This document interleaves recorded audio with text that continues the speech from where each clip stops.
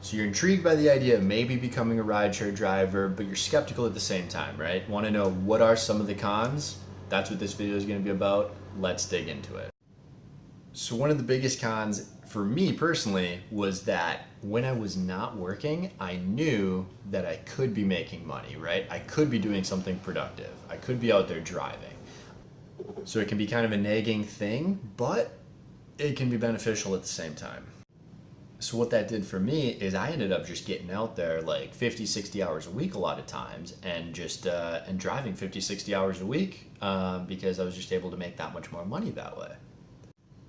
Another con related to the same point is if you're not driving on weekends, if you're going out to the bars and hanging out with friends, family, which is great to do, you know, but you will occasionally feel guilty about doing that because you'll know that the money making potential is just so high if you were to be driving on the weekends. You'll be forced to really weigh the opportunity costs of what you would rather be doing at that time, right? Go out there and make maybe $500, $600, $700 in a weekend, or have that weekend off, go hang out at your friend's cabin, hang out with family, whatever your thing is, right? So you're gonna be forced to kind of make that decision and know that you could be making money if you're not doing this other thing. Another con is that sometimes driving during non-peak hours can be hit or miss, right? If it's not a busy time to drive, like if you're trying to drive during the middle of the day, sometimes that can be good, sometimes that can be bad. If you're trying to drive after the evening commute on a weekday, sometimes that can be good, sometimes it can be bad. It's not like a normal hourly salary position where you just show up and you can make a certain amount per hour every time, right? Some days you'll make more, some days you'll make less. It just depends. Another con of being a rideshare driver is you don't know, at least with Lyft, on the Lyft platform, you don't know where you're going to be dropping your passenger off at. You don't know where they're going until they get in your car and you click that in the app that you picked them up, right? You don't know where they're going to go. So this makes it not the best job for saying, hey, I'm only going to work an hour today, okay? And then I'm going to be back home in an hour. I'm going to be back home in 2 hours, exactly on the dot.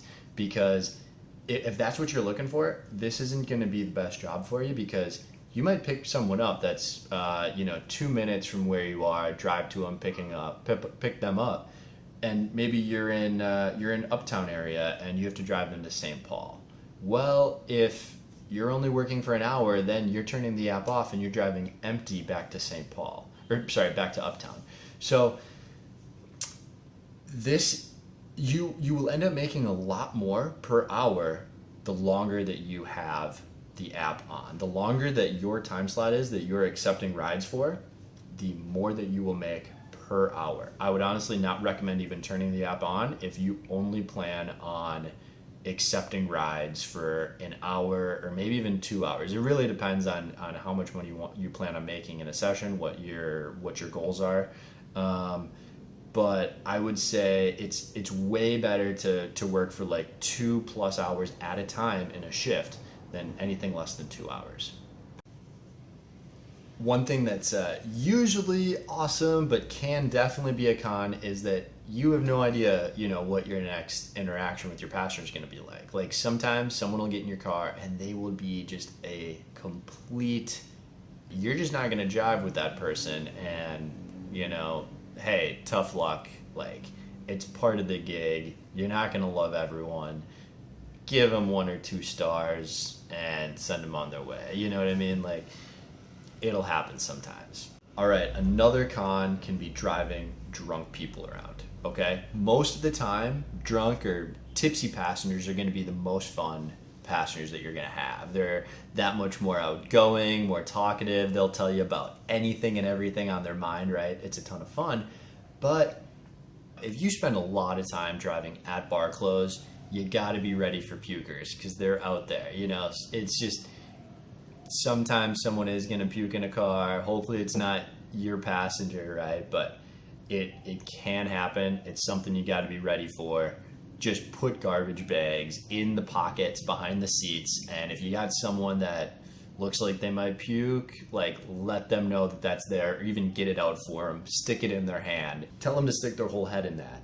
Thankfully, pukers are a rare breed, right? I've given over 4,000 rides, and I've only had 2 people puke in my car.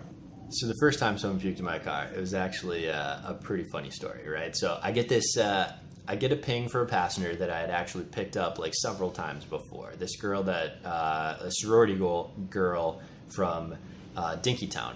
So I pick her up, but she's standing there, but it's actually, I'm gonna be sending her 2 friends home to their apartment, but it's on her account. So they get in the car, and one of the girls was very drunk, the other kind of drunk. The very drunk girl tries to roll the window down and pukes out the window, right? But totally missed getting it out the window, hits the window, dribbles down the window, and that set the other girl off. So the other girl is, she rolled the window down, and she's projectile vomiting out the window. Okay, so I'm driving down, I believe it was Lagoon and Hennepin, and in the left lane, this girl's literally like hitting on like vehicles going the other direction. She's hitting them on the windshield. It was ridiculous. And then the other girl was making it out the window by that point. So I had 2 girls in the car, both puking out the window. There's a little bit of puke in my car, right? You know, I drop them off, and they're cool about it. They come out with some cleaning supplies and everything and help me clean it up.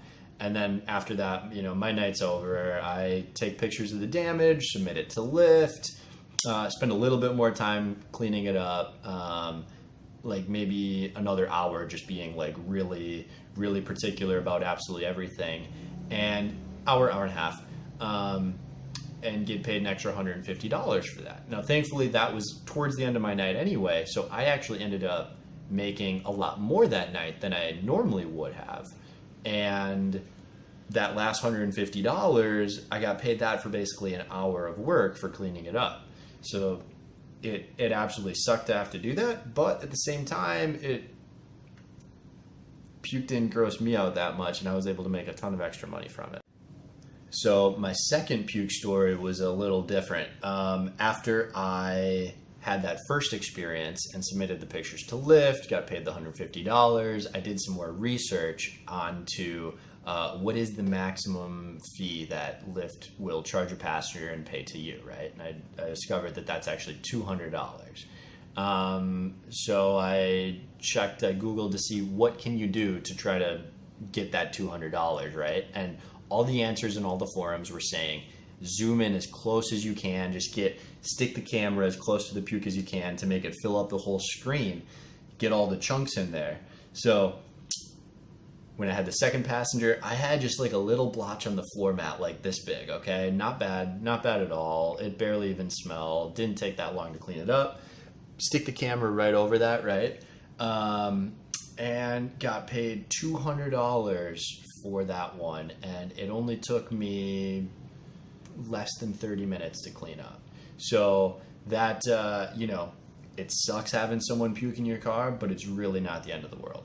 I chose to clean that stuff up myself, because then all that money's going into your pocket. But if that totally grosses you out, that $200 is going to be more than enough to have someone detail your car. So it sucks, but it's not the worst thing in the world, as some people think it might be, to have a passenger puke in your car. So another con of rideshare driving is you don't always know when it's going to be busy, right? And sometimes you'll have to wait a long time in between rides, and that exact same day, exact same time next week, like the rides will just be flying by, right? You won't have any downtime in between rides, and it's just a little unpredictable like that, right? So there's a steep learning curve there, that when you first start out driving, you're going to be making less per hour. At least I did. I was making less per hour than I am now after 4,000 rides of experience, right? Knowing when to sit, when to wait, when to drive to the next place, and what that next place is going to be. So I wanted to decrease the learning curve for you so that you can start out driving, and you know, you're not going to be pro right away. There's still going to be a learning curve, but I wanted to help accelerate that learning curve for you. So what I did, I put together a PDF resource that's on my website. If you're viewing this on my website, there's going to be a box below this video where you can claim your free 75 best pickup locations in the Twin Cities PDF.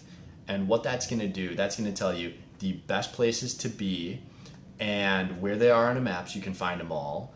And then also, if you end up way in the burbs, like where to sit, where to wait, and then like how long before you drive back to the cities. Just something to kind of help expedite that learning curve for you so you can become a much more profitable rideshare driver a lot quicker.